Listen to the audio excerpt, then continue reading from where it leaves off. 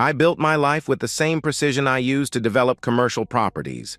Every decision calculated, every risk assessed, every foundation solid. At 38, I own 17 buildings across 3 states, employ 43 people, and maintain a credit score that makes bank managers smile. I didn't inherit this. I earned it, brick by brick, contract by contract, from a cramped apartment above my father's failing hardware store. Rachel likes to say I'm methodical. She means it as a compliment, usually when she's showing me off at dinner parties. Michael plans everything, she'll tell her friends, her hand resting on my shoulder like a claim. He's the reason we have such a beautiful life. Beautiful. That's Rachel's favorite word. Her Instagram feed is a testament to beauty. Our house, our vacations, our anniversary dinners.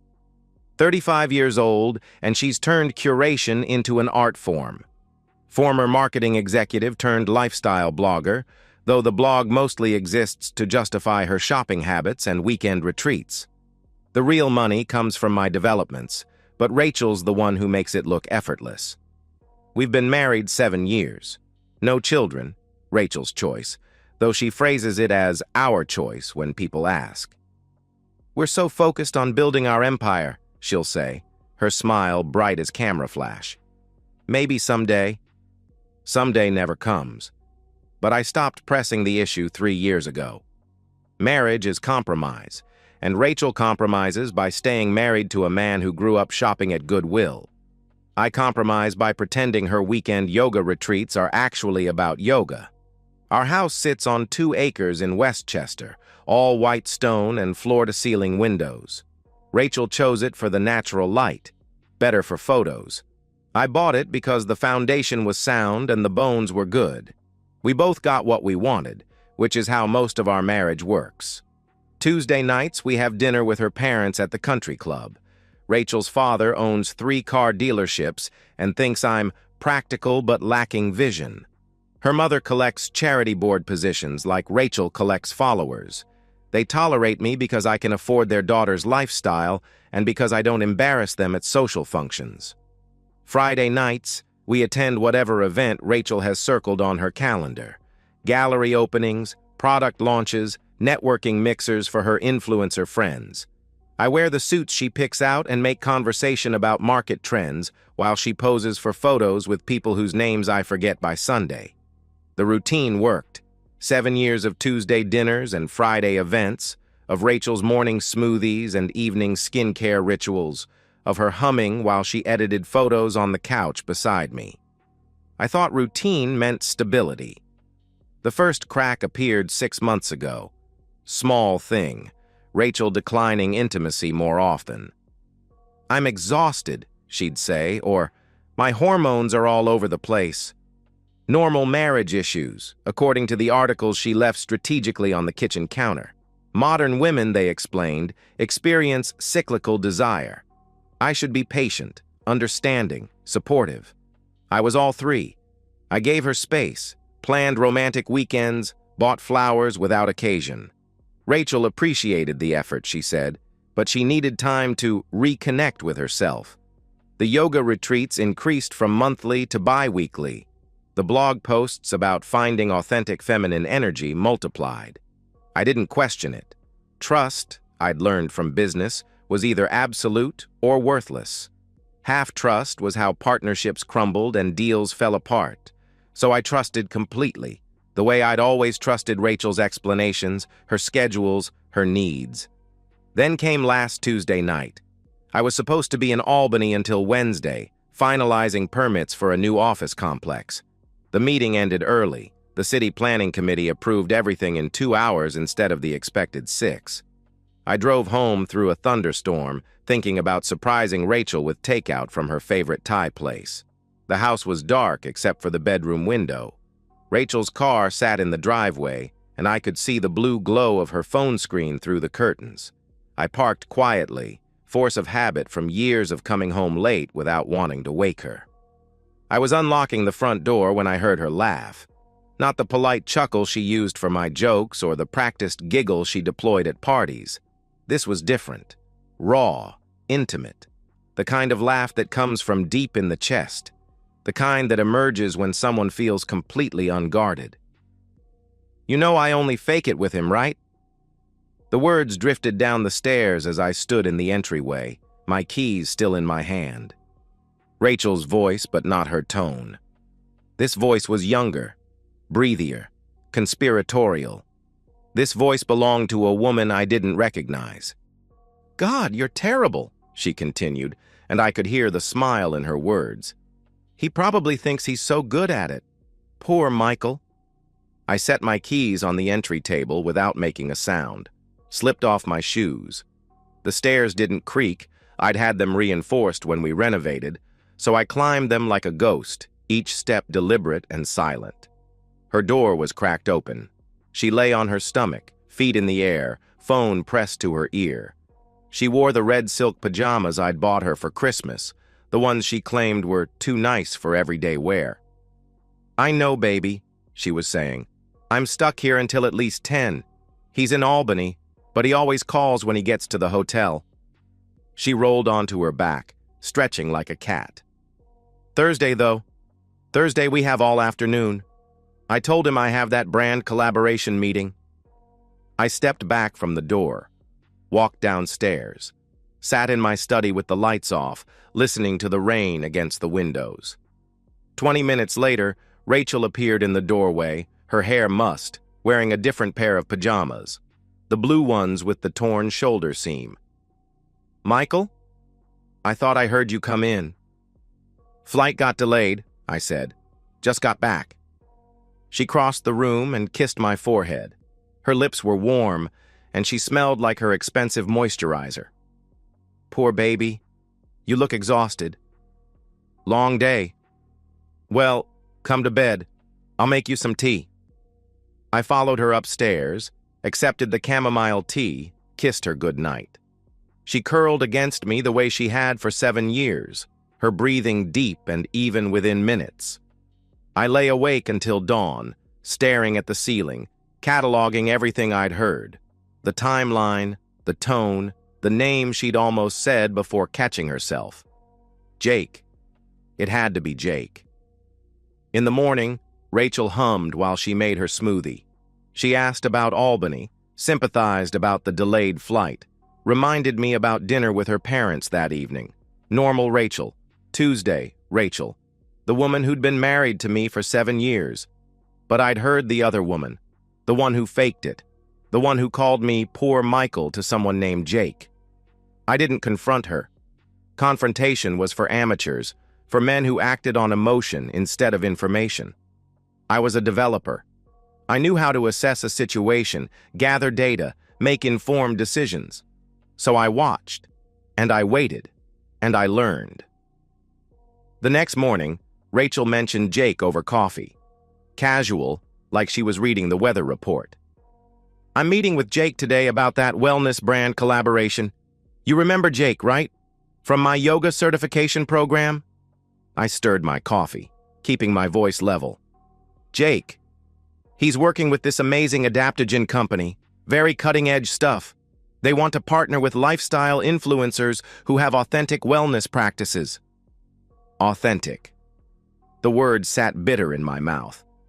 "How long have you been working with him?" "Oh, we've been talking for months. He's got such great energy, you know, really understands the wellness space." She was good. The way she said it, Jake could have been anyone. A business contact, a yoga instructor, a harmless friend.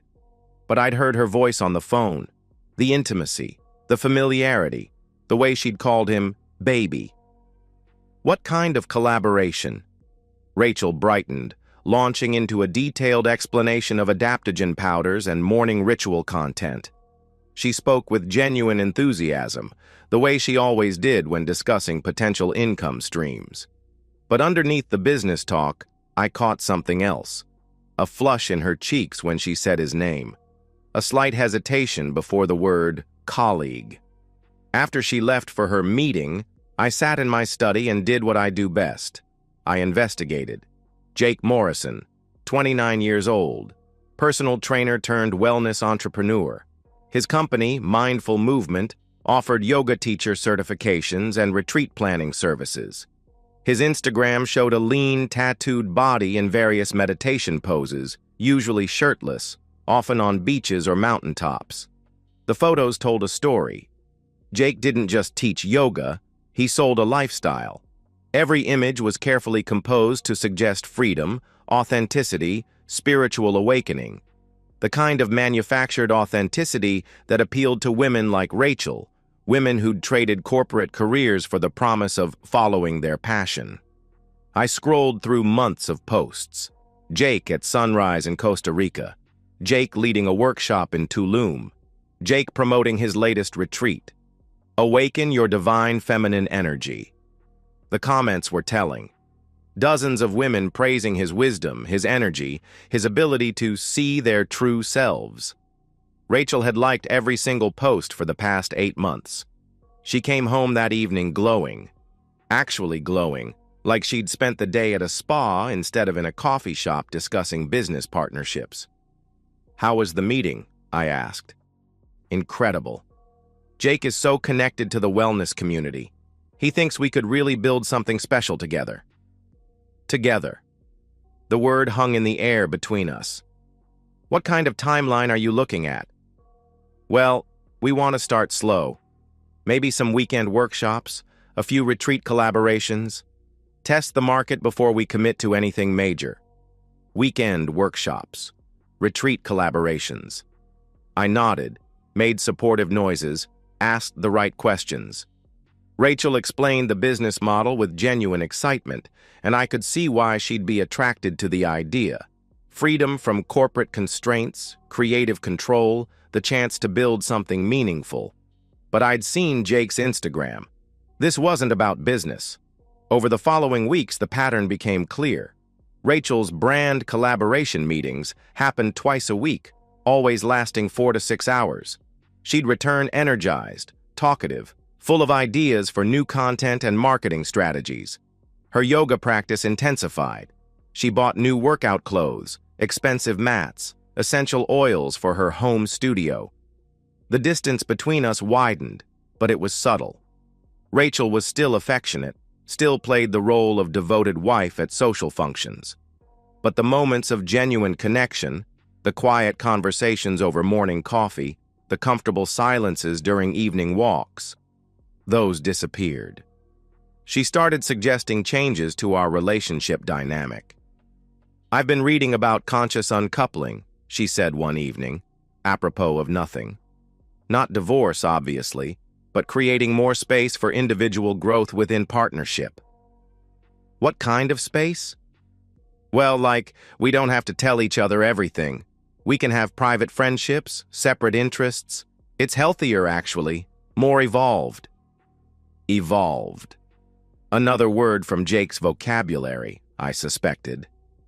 "Some couples are even exploring ethical non-monogamy," she continued, her voice carefully neutral. "Not that I'm suggesting anything, just... It's interesting how many people are questioning traditional relationship structures." I made non-committal sounds, asked questions that suggested curiosity rather than suspicion. Rachel seemed encouraged by my apparent openness, launching into a detailed explanation of polyamory podcasts and relationship books she'd been consuming. The conversation felt rehearsed, like she'd practiced these talking points, testing my boundaries, gauging my reaction, laying groundwork. That night, after Rachel fell asleep, I retrieved my laptop and did deeper research. Jake's business was legitimate but struggling. His retreat bookings were down, his certification program had poor reviews, and his social media engagement was artificially inflated by bots. But his personal life was thriving. Photos tagged at expensive restaurants, luxury hotels, weekend getaways, all funded by business partnerships with married women who promoted his retreats and workshops. I found 3 other wives in his orbit. Susan, a former attorney turned life coach.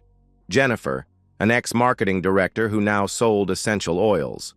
Maria, a divorced mother of 2 who'd invested her settlement in Jake's retreat center. The pattern was identical. Professional collaboration that became personal mentorship, that became intimate relationship. Each woman thought she was special, chosen, awakened to her true potential by Jake's spiritual guidance. Rachel wasn't having an affair, she was being recruited into a harem. The realization didn't make me angry. Anger was inefficient, clouded judgment, led to poor decisions. Instead, I felt something colder, more focused. The same clarity I experienced when a business deal went bad, when I had to cut losses and protect my interests. I had enough information to confront Rachel, to demand explanations, to threaten divorce. But confrontation would only push her deeper into Jake's influence. She'd deny everything, claim I was paranoid, manipulative, controlling. She'd play the victim of a possessive husband who couldn't support her personal growth. No. If Rachel wanted to redefine our marriage, I'd help her. But the terms would be mine. Knowledge is power, but documentation is leverage. I spent the next month building a case that would hold up in court, in public, and in the mirror. The phone was easy. Rachel had never changed her iCloud password from the one we'd set up together years ago. A simple backup to an old iPad in my study gave me access to her messages, emails, photos, and calendar. Everything synchronized in real time, a live feed of her double life. The laptop required more creativity. I waited until she left for one of her meetings, then installed a keylogger disguised as a software update. Rachel trusted technology about as much as she trusted marriage vows, so she clicked accept without reading the terms. What I found was worse than an affair. It was a systematic dismantling of our marriage, conducted with the same enthusiasm Rachel brought to her Instagram content. The messages with Jake started 8 months ago, initially professional. Discussions about retreat partnerships, content collaboration, shared business goals. But by the 3rd week, the tone shifted. Jake complimented her authentic energy. Rachel confessed feeling creatively stifled in her marriage. He offered to help her unlock her divine feminine potential. The seduction was methodical. Jake positioned himself as a spiritual guide, a mentor who could help Rachel access her true self. He used terms like sacred sexuality and conscious intimacy to reframe adultery as personal growth. Rachel ate it up. By month 2, they were meeting twice a week. Rachel's calendar showed blocked time for brand collaboration, but her photos told a different story. Hotel rooms, restaurants, yoga studios with no other clients. Jake's hands on her back during private instruction. Rachel's face in post-orgasmic bliss she'd never shown me. The shared photo album was devastating. Hundreds of images spanning 6 months. Rachel in lingerie I'd never seen, in positions I'd never experienced with her, in hotel rooms I'd unknowingly paid for. Jake had convinced her to document everything, claiming it was sacred art that celebrated her awakening sexuality. But the photos weren't just for them. Jake was building a portfolio, collecting trophies. Each woman in his orbit had her own album, her own carefully curated collection of compromising images. Insurance, I realized. Protection against wives who might want to leave the arrangement. The financial records were equally damning. Rachel had been using our joint credit card for hotel rooms, expensive dinners, weekend getaways. She'd even bought Jake a $3,000 watch for his birthday, listed on the statement as marketing expense. The total came to nearly $40,000 over 6 months. But Rachel wasn't Jake's only source of income. Susan, the former attorney, had invested $75,000 in his retreat center. Jennifer was paying him $2,000 monthly for private coaching. Maria had bought him a car, justified as a business partnership. Jake Morrison wasn't just a wellness entrepreneur. He was running a sophisticated long-term con, using spiritual manipulation and sexual exploitation to extract money from vulnerable married women. And Rachel was his star pupil. The worst part was her enthusiasm for it. Messages to her friends describing Jake as life-changing and transformational. Blog posts about finding my authentic self and breaking free from societal expectations. social media content promoting his workshops and retreats. She genuinely believed she was having a spiritual awakening. Jake had convinced her that betraying her marriage was actually an act of self-love, that lying to her husband was necessary for her personal growth, that financing his lifestyle was an investment in her own evolution. I printed everything: screenshots, bank statements, hotel receipts, photo galleries, organized them chronologically in 3 separate binders: one for my attorney, one for the private investigator, one for the presentation I was planning. Then I followed Jake. His routine was predictable: morning workouts at an expensive gym in Tribeca, afternoon private sessions with married clients at a studio he rented by the hour, evening drinks at trendy bars where he networked with potential marks. I watched him work. The way he targeted women who looked professionally successful but personally unfulfilled. The way he approached them with spiritual language and authentic vulnerability. The way he listened to their problems with intense focus, making them feel seen and understood. He was good at it. Handsome enough to attract attention, articulate enough to hold it, manipulative enough to exploit it. Every conversation was a performance, every gesture calculated to build trust and dependence. But he was also lazy, arrogant. He used the same lines on every woman, recycled the same spiritual concepts, followed the same seduction timeline. Success had made him careless. I documented his patterns, his techniques, his other victims. Built a profile that would be useful later, when it came time to destroy him. The investigation took 3 weeks. 3 weeks of watching my wife lie to my face while she planned her next betrayal. 3 weeks of listening to her complain about feeling disconnected from me while she documented her sexual encounters with another man. 3 weeks of paying for hotel rooms where she loved someone who was using her for money. By the end, I knew everything. Every lie, every excuse, every manipulation. I knew about the weekend retreat where she'd told me she was visiting her sister. I knew about the girls' night that was actually a threesome with Jake and Jennifer. I knew about the pregnancy scare that had made her cry in our bathroom while texting Jake about their sacred connection. Most importantly, I knew Rachel had never intended to end it. The conversations about ethical non-monogamy weren't preparation for confession. They were groundwork for legitimizing what she was already doing.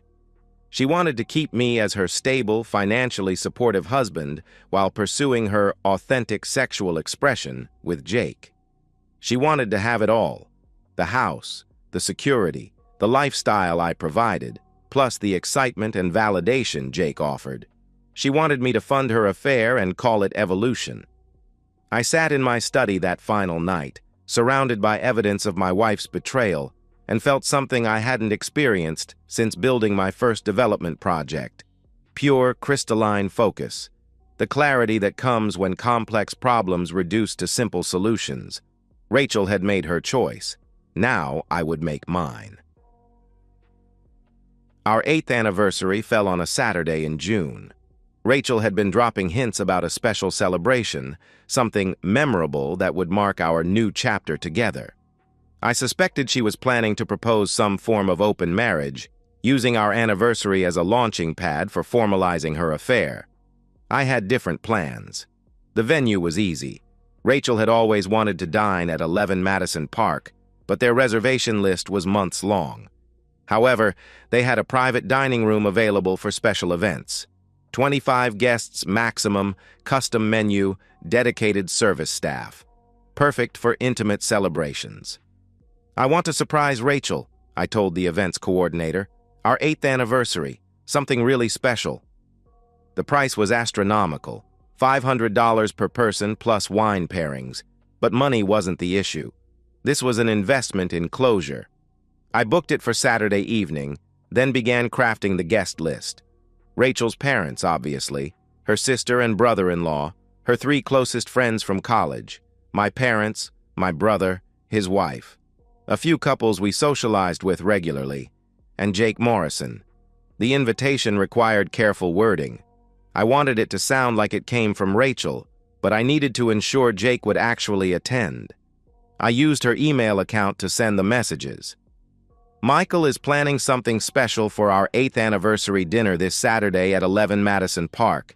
He's been so supportive of my personal growth journey, and I think he's ready to take our relationship to the next level. I'd love for you to be there to witness this new chapter in our lives. Cocktails at 7, dinner at 8. Please dress accordingly. This is going to be a night to remember.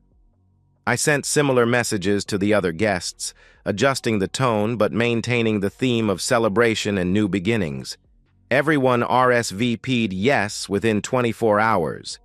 Even Jake, who responded with, "Wouldn't miss it for the world, beautiful. This is your moment." The legal preparation was more complex. I met with my attorney, David Greenhouse, a sharp family law specialist who'd handled divorces for half the tech executives in the city. "I need to move fast on this," I told him, sliding the binders across his desk. "Full dissolution, maximum asset protection." David spent an hour reviewing the evidence, his expression growing grimmer with each page. "This is comprehensive. Your wife's been busy. Very busy. On my credit cards. The adultery is clear, but the financial malfeasance is what's going to hurt her. She's been using joint assets to fund the affair, essentially stealing from the marriage to pay for her betrayal." He looked up from the bank statements. "You want to file before or after this dinner?" "After. I want everything ready to go, but I serve the papers Sunday morning." "And the prenup?" "Ironclad. She gets nothing if she commits adultery. I made sure of that." David nodded approvingly. "Smart man. Though I have to ask, are you sure about the public confrontation? It's going to be intense." "That's the point." I spent the rest of the week making final preparations. The private investigator, a former NYPD detective named Carmen Rodriguez, would be positioned outside the restaurant with a process server. The moment I gave the signal, Rachel would be served with divorce papers and a restraining order preventing her from accessing our joint accounts. I also hired a discreet AV company to set up a wireless presentation system in the private dining room, ostensibly for showing anniversary photos, but actually for something far more revealing. Rachel was practically vibrating with excitement all week. She bought a new dress, a red silk number that cost $2,000, and spent hours at the salon getting her hair and makeup done. She assumed I was planning to announce my acceptance of her evolved relationship model, maybe even invite Jake to join us officially. She couldn't have been more wrong. Saturday evening, I dressed in my best navy suit and waited for Rachel to finish her preparations. She appeared at the top of the stairs like a vision, radiant with anticipation and completely unaware that she was walking into an execution. "You look incredible," I said, and meant it. Rachel was beautiful, had always been beautiful. It was one of the things that had drawn me to her 8 years ago, back when I'd believed beauty meant more than surface appearance. "Thank you, baby. This is so exciting. I can't believe you planned all this." I offered her my arm. "Tonight's going to be unforgettable." The car ride to the restaurant was torture. Rachel chattered nervously about the dinner, the guests, her hopes for the evening. She kept glancing at me, trying to read my expression, clearly wondering when I'd reveal the true purpose of the celebration. "Michael," she said as we pulled up to the restaurant, "I want you to know how much I appreciate you, how much I've grown because of your support. Tonight feels like the beginning of something really beautiful." I kissed her cheek. "It's definitely an ending." She laughed, missing the meaning entirely. "You're such a romantic." The private dining room was perfect. Soft lighting, elegant table settings, fresh flowers at every place setting. Our guests were already assembled, champagne glasses in hand, everyone dressed in their finest clothes. Rachel made her entrance like a queen, accepting congratulations and compliments with practiced grace. Jake stood near the bar, looking uncomfortable in an ill-fitting suit. He'd clearly expected a more casual affair, maybe dinner for 4 with Rachel finally coming clean about their relationship. Instead, he was surrounded by her family and friends, all of whom knew him only as Rachel's business partner. I watched him try to blend in, making small talk with Rachel's father about real estate markets and craft beer. He was out of his element, no longer the confident spiritual guru from his Instagram posts. Just a 29-year-old pretty boy surrounded by successful adults who'd earned their wealth through actual work. Rachel moved through the room like a butterfly, touching base with everyone, making sure they felt included in whatever announcement she expected me to make. She was in her element, the center of attention, the beloved wife celebrating 8 years of marriage. I let her enjoy it. This was her last night as Mrs. Michael Sloan. She might as well make it memorable. Dinner was exceptional. 4 courses, each paired with wines that cost more than most people's monthly rent. The conversation flowed easily. Shared memories, funny stories, gentle teasing about Rachel's Instagram obsession and my workaholic tendencies. Everyone was relaxed, happy, completely unsuspecting. Jake barely spoke during the meal.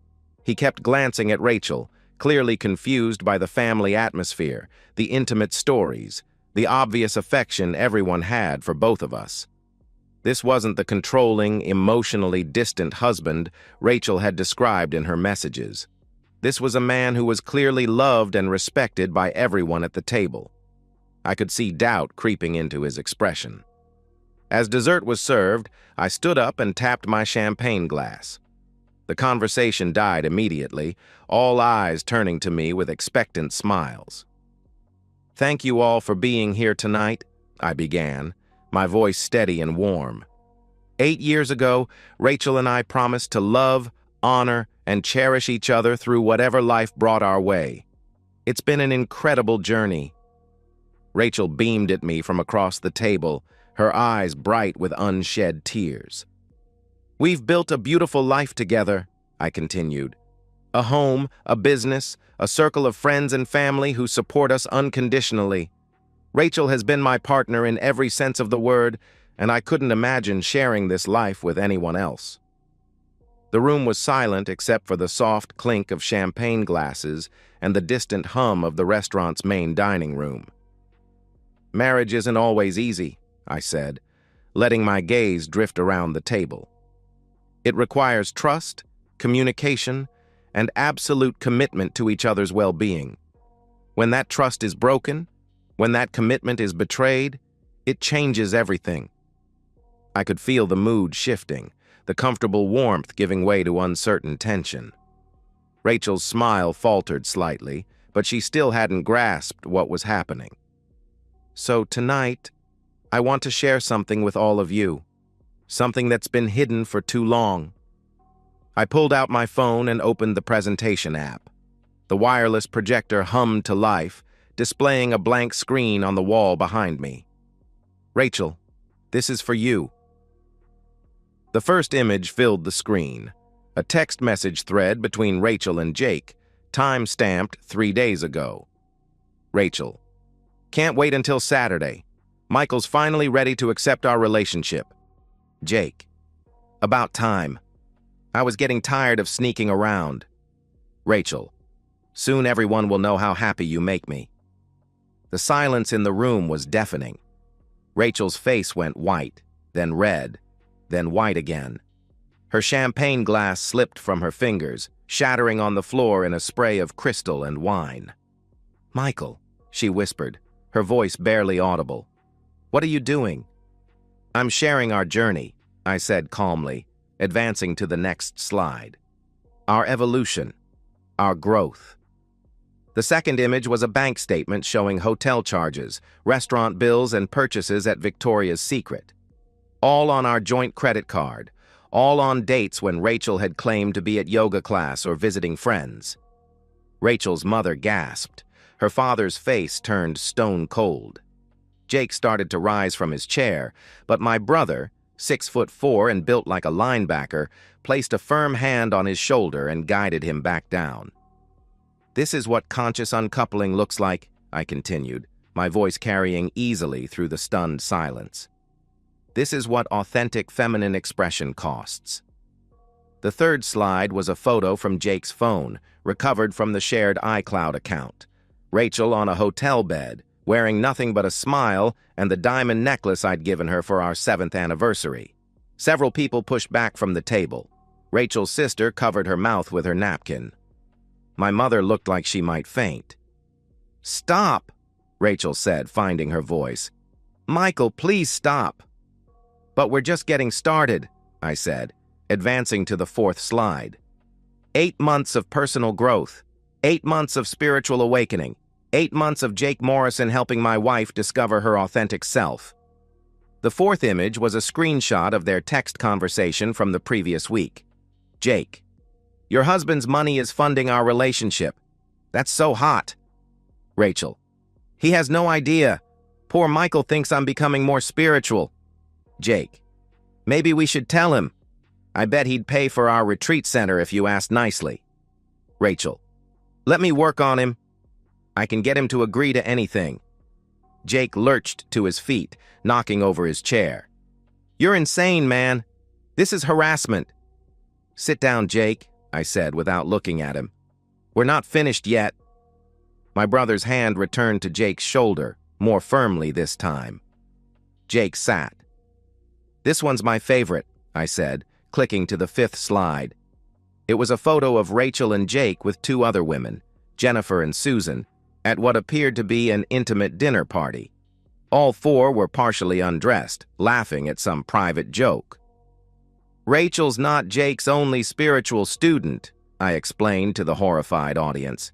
"She's part of a whole curriculum, a wellness program where married women pay to betray their husbands."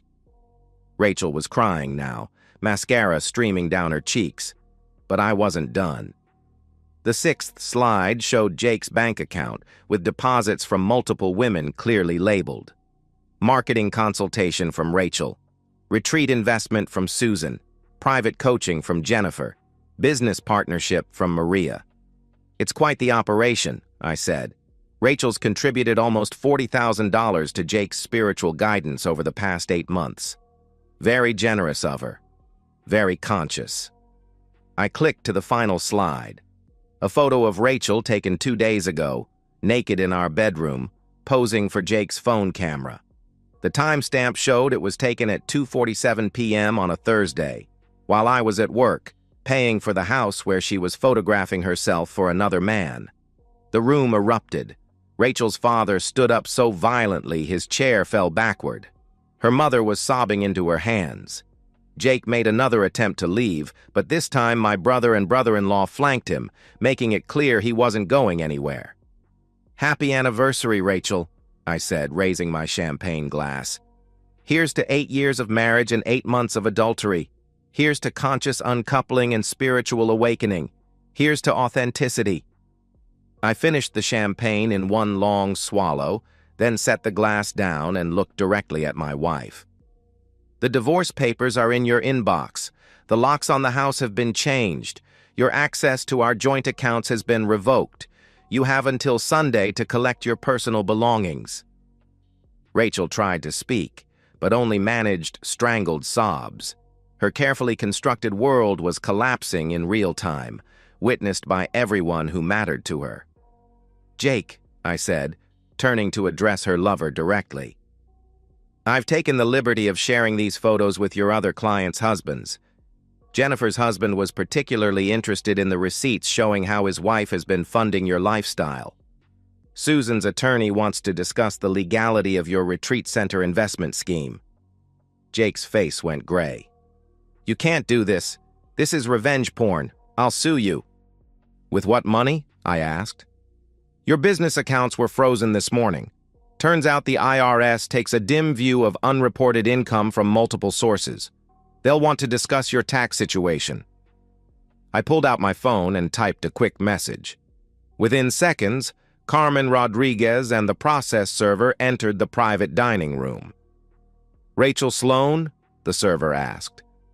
Rachel could only nod, still crying too hard to speak. "You're being served with divorce papers and a restraining order. You're also being served with a civil suit for fraudulent use of joint assets." The papers landed on the table next to her untouched dessert. "Jake Morrison?" the server continued. "This is nonsense," Jake said, but he took the papers. You're being served with a cease and desist order regarding contact with Mrs. Sloan and a civil suit for alienation of affection. Have a good evening." The server left. Carmen Rodriguez lingered by the door, making sure Jake understood he was being watched. I looked around the room at the wreckage of our anniversary dinner. Rachel's family and friends sat in stunned silence, processing what they'd witnessed. Jake slumped in his chair, finally understanding the magnitude of his mistake. "I want to thank everyone for coming tonight," I said, as if nothing unusual had happened. "This has been exactly what I hoped it would be.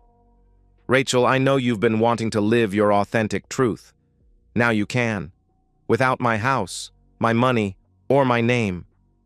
I walked around the table and kissed her forehead, the way I had every morning for 8 years. "Goodbye, Rachel. Enjoy your spiritual journey." I left her crying in the ruins of our marriage, surrounded by the people who'd loved her and the man who'd used her. The bill for dinner was $14,000, but it was worth every penny. The story broke online within hours.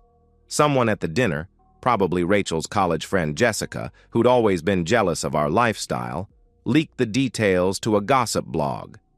By Sunday morning, the conscious uncoupling hashtag was trending on Twitter, complete with screenshots of the bank statements and text messages. Rachel's influencer career died overnight. Her follower count plummeted from 847,000 to 23,000 in 48 hours.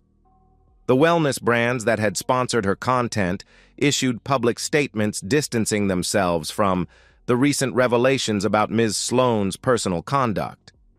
Her blog went dark. Her Instagram account disappeared. She tried damage control, posting a rambling statement about the complexity of modern relationships and growth through adversity. But the internet was merciless. The comments section became a wasteland of ridicule and moral judgment. Screenshots of her old posts about marriage goals and grateful wife life circulated with devastating irony. Jake's downfall was even more spectacular. Within a week, 3 other husbands had filed civil suits. Jennifer's husband, it turned out, was a federal prosecutor who took a special interest in Jake's tax situation. Susan's divorce attorney subpoenaed all of Jake's business records, revealing a pattern of financial exploitation that went back 2 years. The retreat center folded. The yoga certification program was investigated for fraud. Jake's Instagram account, once a shrine to spiritual masculinity, became a cautionary tale about predatory wellness culture. I watched it all unfold from my study, the same room where I'd discovered Rachel's betrayal 6 months earlier. The house felt different now, cleaner, quieter, more like home than it had in years. Rachel's curated aesthetic was gone, replaced by the functional simplicity I preferred. The divorce proceedings moved quickly. Rachel's attorney, a family friend who'd initially tried to negotiate some form of settlement, withdrew from the case after reviewing the evidence. The prenup was airtight, the adultery undeniable, the financial malfeasance documented down to the penny. Rachel got nothing. No alimony, no property settlement, no claim to the business I'd built before meeting her. The court awarded her exactly what she'd contributed to our marriage, her personal belongings and the debt she'd accumulated funding her affair. She moved in with her sister initially, then disappeared entirely from our social circle. Mutual friends reported seeing her working at a yoga studio in Queens, teaching beginners classes for $40 per session. The woman who'd once curated a luxury lifestyle for nearly 1 million followers was back to earning minimum wage. Jake fared worse. The IRS investigation revealed $300,000 in unreported income and resulted in federal charges for tax evasion. He was sentenced to 18 months in federal prison and ordered to pay restitution to his victims. The spiritual guru who'd promised to awaken women's divine feminine energy was now awakening at 5 a.m. for kitchen duty in a minimum security facility. I felt no satisfaction in their suffering. Satisfaction implied I'd been emotionally invested in their destruction, and I hadn't been. This was simply the natural consequence of their choices. as inevitable as bankruptcy following poor financial decisions. My life settled into new rhythms. I sold the Westchester house, too many memories, too much maintenance, and bought a smaller place in the city, a pre-war building with good bones and no Instagram-worthy aesthetic. The apartment overlooked a small garden instead of rolling lawns, but the view was honest. No artificial beauty, no curated perfection. I started cooking, something I'd never done during my marriage. Rachel had either ordered takeout or prepared elaborate meals for her blog, but never anything as simple as a grilled cheese sandwich or scrambled eggs. I discovered I enjoyed the process, the precision of timing, the chemistry of flavors, the satisfaction of creating something with my hands. Weekends were for woodworking in the basement shop I'd set up. I built furniture, tables, chairs, bookcases, pieces that would last decades with proper care. The work was meditative, requiring focus and patience, producing results that spoke for themselves without explanation or marketing. I grew tomatoes on the fire escape, 4 plants in terracotta pots, producing more fruit than I could eat. I gave the excess to neighbors, elderly women who remembered when the building had been full of families instead of young professionals. They invited me for coffee sometimes, sharing stories about their husbands, their children, their long marriages built on genuine affection rather than social media performance. The business thrived without the distraction of Rachel's needs and demands. I closed 3 major deals in 6 months, expanding into commercial properties in Boston and Philadelphia. Success felt different now, less about proving my worth to someone who'd never valued it, more about building something lasting and substantial. People asked about dating. My brother's wife introduced me to colleagues, friends' sisters, divorced women with careers and children and realistic expectations. I was polite but uninterested. Romance required trust I no longer felt capable of extending. Better to focus on work, on family, on projects that produced measurable results. The first anniversary of our divorce passed without ceremony. I was in Philadelphia that week, touring a potential acquisition, a 19th-century warehouse I wanted to convert into loft apartments. The building had beautiful bones underneath decades of neglect, solid construction that would outlast anything built today. I thought about Rachel briefly, wondering where she was, whether she'd learned anything from the consequences of her choices. But the thought was fleeting, like remembering a movie I'd seen years ago and hadn't particularly enjoyed. That evening, I sat in my apartment with a glass of wine, a good Burgundy, not champagne, and reviewed the plans for the Philadelphia project. The conversion would take 18 months and cost $12 million, but the finished product would house 60 families in apartments they could actually afford to buy. Real value, not artificial scarcity. The tomatoes on the fire escape were ripening. The bookshelf I'd built was filled with actual books, not decorative objects chosen for their color scheme. The kitchen smelled like the bread I'd baked that morning, learning from YouTube videos and making adjustments based on trial and error. This was what authentic living looked like. Not performance, not curation, not spiritual awakening through betrayal. Just honest work, simple pleasures, and the quiet satisfaction of building something worth keeping. My phone buzzed with a text from an unknown number. For a moment, I wondered if it might be Rachel, reaching out on the anniversary of our divorce. But it was just a contractor confirming tomorrow's meeting about the Philadelphia project.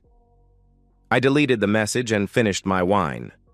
Outside, the city hummed with its usual energy. Millions of people living their real lives, making actual choices, dealing with genuine consequences. No filters, no hashtags, no audience to perform for. Somewhere out there, Rachel might be thinking about this date too. About the dinner that destroyed her marriage. About the choices that led to that moment. About the man she'd underestimated so completely. I hoped she remembered every detail. The shocked faces of her family, the horror in her friends' eyes. The moment she realized her carefully constructed lies had collapsed under the weight of documented truth. I hoped she remembered my voice as I delivered each revelation, calm and controlled and final.